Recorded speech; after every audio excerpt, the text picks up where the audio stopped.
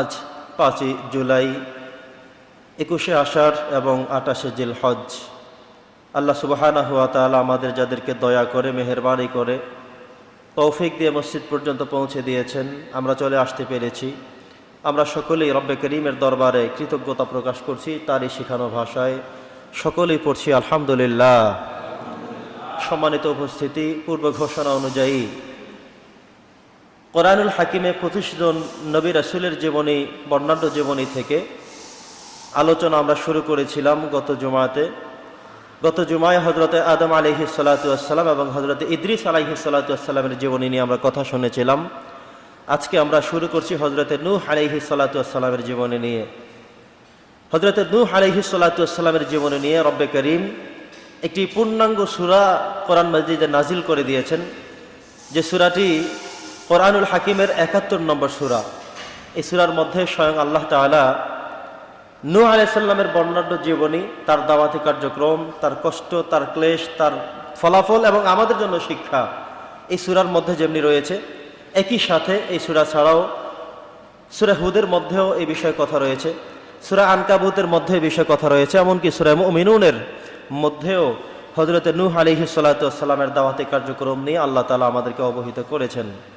প্রিয় উপস্থিতি, আজকে আমরা নূহ আলাইহিস সালামের জীবনী থেকে গুরুত্বপূর্ণ তথ্যগুলো আমরা জানবার চেষ্টা করব, যেখান থেকে আমাদের জীবনে উৎসাহ জাগবে। ওনার জীবনী শুনলে অবশ্যই আমাদের অন্তঃকরণ, আমাদের হৃদয় প্রকম্পিত হবে। এমন কষ্টের এক সংগ্রামী জীবন তিনি অতিবাহিত করেছিলেন। প্রিয় উপস্থিতি, এই পৃথিবীতে যে সমস্ত নবী এবং রাসূলগণ অনেক বেশি হায়াত পেয়েছেন, অনেক বেশি বিশাল জীবনী পেয়েছেন, অনেক বেশি এইজ পেয়েছেন, বয়স পেয়েছেন, তন্মধ্যে নূহ আলাইহিস সালাম হলেন অন্যতম। উনি বয়স পেয়েছিলেন 950 বছর। পরি সুবহানাল্লাহ।